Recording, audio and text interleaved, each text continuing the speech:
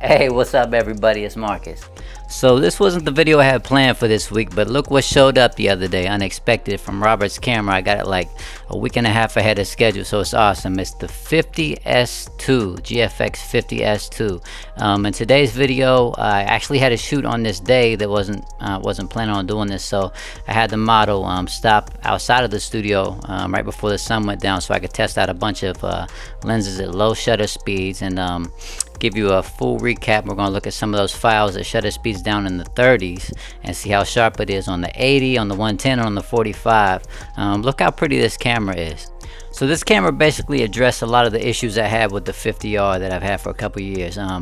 The ability to hold it in my hand and it feel like my R5, you know, to put a hand strap on it and not feel like I'm holding a brick, you know. I just didn't like that. But I want to go through this video in depth of the rapid AF, the IAF, the shutter change, the blackout change, the performance there, as far as the hit rate with the IBIS, how good is it and how low can you go. We're going to go crazy low outside because it was getting into blue hour, and we're going to hop into Lightroom and look at a bunch of these files, and I'll tell you why I chose this over the 100S just for my needs. And as always, please go to ProPhotoEdits.com where you can download my Lightroom presets and Photoshop actions. These are all the presets that I've been using on my photos that you've seen on my Instagram and on YouTube for the last 2 years. It's a whole bundle, and I just put up, fresh in there, is my new GFX pack. I have 13 presets in there specifically made for the GFX. You'll be seeing those in today's video on some of these Lightroom files.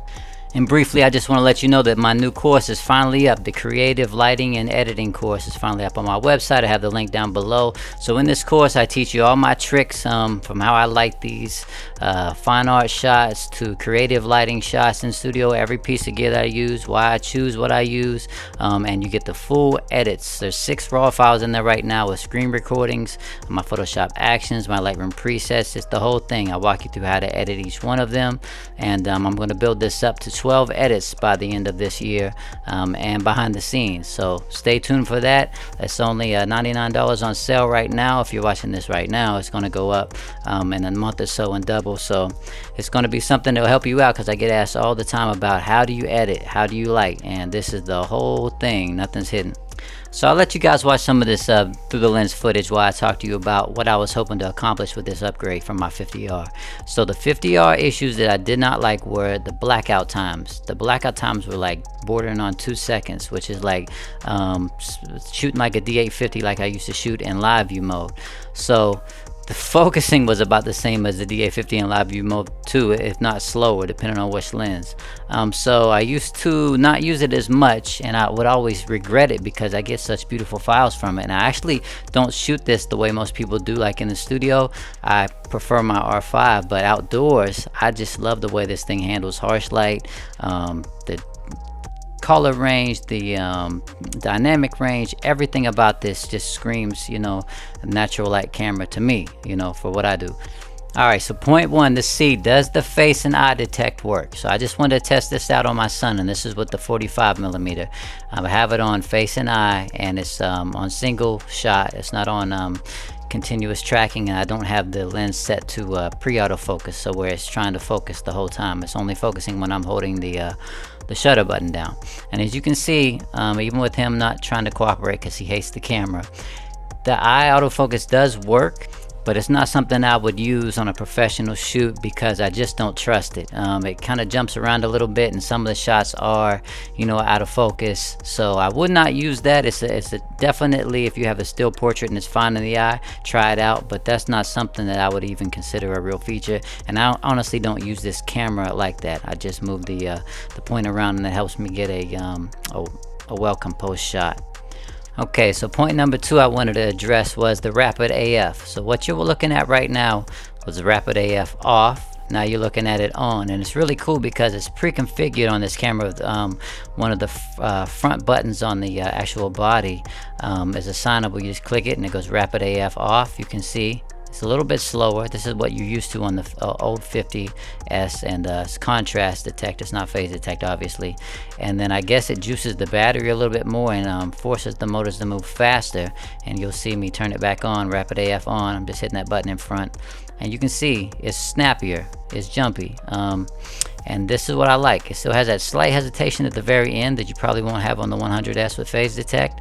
But for me, this is really a game changer because we're dealing with milliseconds here, and the blackout is so much improved. As you can see right here, I'm able to take another shot and it focuses just as quick when I'm taking the next shot, and that just means the world to me as far as like wanting to use this camera. Okay, so before we hop into Lightroom and look at some of these files, I'm just going to show you what we did. So I had a real studio session with this model. I'll show you some pictures from that in a second when we got in the studio. But I told her to meet me outside the studio. We were losing light, and I'll show you how far under some of these files are. I just want to show you like through the lens actual real-time shooting so you can kind of see what the speed of this camera is. You know, I'm not trying to sell anybody any cameras. I'm not in that business, but for me, it's a more usable and improvement, and I'll get into why real quick I chose this over the 100S. So let's talk about AFC. Continuous autofocus on this camera is a dog. It's always been a dog. For contrast detect, even with rapid autofocus, that only is like a useful feature in single shot. I would not use continuous autofocus for anything. In video mode is terrible, and I'm not knocking this because I never used it for this, and it's just not its strength. If you need that, you need the 100S. So don't buy this camera just hoping and praying that you're going to get moving shots in focus, because if you do, it's just a lucky shot. So I don't really need that because I have the R5, and from everyone I've talked to, the 100S, even with the max frames per second and phase detect, you're not going to get a ton of those shots in focus if anything's moving too fast. You know what I mean? It's just not the right camera for that. Now, if you just have the extra money and you like 16-bit color depth, which I do, but I didn't want to spend $3,000 for that when I'm always going to be using this camera in single shot. When I use my R5, I use it in single shot, unless I need to be in burst mode when we're doing something where somebody's moving around a lot. For whatever reason, it never lets me down. So for this being my second camera, this is the way I'm considering this, and you're seeing how I use it right now. Single shot onto the next shot, single shot onto the next shot. This is why I chose the 50S2 instead of $3,000 more for the 100S. If it was the same cost, money is not an issue, go for the 100S. But if you shoot like me, I can't make that decision for you. It's your money. I'm just telling you what I chose, and I'm happy with this decision. After one shoot, I can tell you I'm happy with this decision. So let's hop into Lightroom and look at some of these files. You've waited long enough, and let's check out the IBIS on these low shutter speeds down in the 30s, 60s, 120s. I've never been able to go below like 1/350th, 1/300th of a second with longer lenses before. So let's check out and see what our hit rate is. Alright you guys, so let's hop in here and look at some of these files, and I'll let you guys see what we got. First I want to give you a preview of what we did afterwards in the studio. Some really cool implied news stuff here that I'll let you see in an upcoming video. I shot this with my R5, so there's a glimpse of what we actually really did. But just for the shooting the outdoors session on this, with just kind of reviewing this this camera, I want to show you what we get with shutter speed and stuff. So this was the only shot of the day that I actually edited, and I'll show it to you without and with my preset here. So that's just, you can tell I'm going under right here, and this was at 1/125th of a second with the 110, and that's with the preset on it. I'll let you see that is the preset called warm under, and then I'll put the one that I edited up on the screen. So this start from beginning to end here. So down here, 45mm f2.8, and I'm at 1/60th of a second here, and I also have the Ninja V on top recording, so that's adding a little bit of bulk to it, and you can see that's sharp. It's just tack sharp, right? I'm over here doing some more 45 stuff. I'm at 1/60th of a second, and let's see, single shot, and yeah, definitely got it. I mean, it's just right around that area. That's not IBIS's fault. If it's off, it's because it's either me or I just misfocused by a little bit, but it's damn close. As close as I needed to be.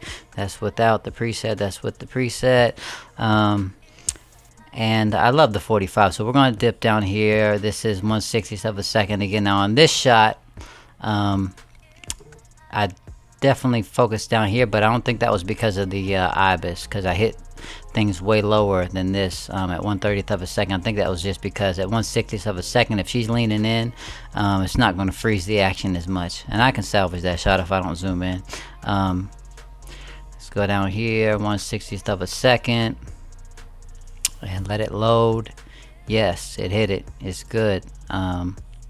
Really sharp. Another one. Let's let it load. 1/60th of a second. It hit it. It's good. Okay, so you get my point. I actually like this shot. Now let's check it out. I'm at 1/50th of a second. Did I get it? She was leaning a little bit too. Yeah, that's sharp. I mean, I don't know how it's looking on your end, but that's sharp to me.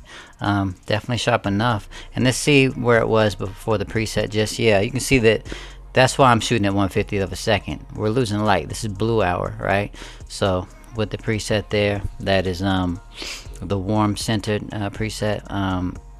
I got it. Now I don't want to like cherry pick here, so let's see. Yeah, I got that one at 1/50th too. So you can tell I'm really impressed with the IBIS on this camera. I would never be able to do this remotely close to this. So this really put it to the test. 1/30th of a second here. And then we're going to go to 1/30th of a second on the 80 and see if we can make that happen. There you go. There's your answer. 1/30th of a second, and you can tell that my technique is not like, you know, the hold still guy. I'm moving around. Rapid AF is on this whole time. 1/30th of a second, 80 millimeters, 1.7 wide open. And that's as sharp as it got, and that's acceptable for me. I would say that I should have done that at like 160, but we're testing this, you know. This is real world stuff. I want to see how low I can go. This shot would have been totally a gutter, unusable shot for the 50R or the 50S, anything without IBIS, to tell you the truth. Let's keep going. 1/30th of a second here, 80 millimeter, 1.7. Let's see. Nah, that's not really that good. Alright, it may be misfocused, but it's just a little motion blur, and it's probably more motion blur on her end than it is on my end. 1/30th of a second. Nah, yeah, it's alright. I mean, I think it's more her than me, but you'll see with the 80, that lens is also slower, so take that in consideration, right? You're gonna have to really be on your game. Okay, I got that. That's in focus-ish. I mean, it's a pretty sharp lens, but I'm pushing it to its limits at 130. Let's see if any of these are gonna work. At 1/40th of a second, not too good. And that's more, I think, with the 81.7. All right, now let's go up here at 125 on the 110. This would never happen beforehand. 1/350th was like my lowest I'd ever go on the 110.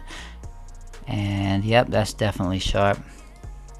I definitely could have even went a little bit more wide open. There we go. That's sharp. Where am I at? ISO 320, 125. Yeah, so I mean that's about right. Let's see, we're at 1/125th of a second, ISO 400, f2 wide open, and it's gonna, there it goes. Yep, that's nice and sharp. So, and I'll just show you why I'm down that low. If I reset, it's just a tad under. It's not really that far underexposed there. So to answer your question, or my question, you didn't really ask the question, it was me asking the question. F2, 1/125th of a second, and that's sharp. That would have never been done before. So I bet you I could have got this sharp at 1/100th of a second, maybe lower, you know, with technique, definitely. And just the overall performance of the camera in my hand, it made me want to use it, because I'm taking a shot, I'm moving a little bit, I'm taking another shot, back to back to back, you know. Getting my angles is snappy. I'm not even thinking about my shutter speed at all times. I mean, I'll put that into more consideration as I use it more. I probably should set like a minimum on my shutter speed, but as you can see, you know, 1/160th of a second, I'm getting really sharp images, you know. And we did 1/30th of a second on the 81.7, and That's pretty sharp. I mean, once it renders, it's not loading very well right now, but this camera feels to me like a much improved camera. I actually want to use it. The blackout is much improved. It's not perfect, but it's a medium format camera. You got to remember that. It's never going to be as fast as like an R5 or something like that. It's fast enough for me, and I shoot a lot, take a lot of shots on every shoot. So there's my 2 cents. Like and subscribe if you like this video, if it was helpful in any way, and please tune in every week. I have behind the scenes on actual shoots that I'm doing, like the videos I showed you earlier, and hopefully it'll inspire you in some way. All right, until next week, it's Marcus. Love you guys.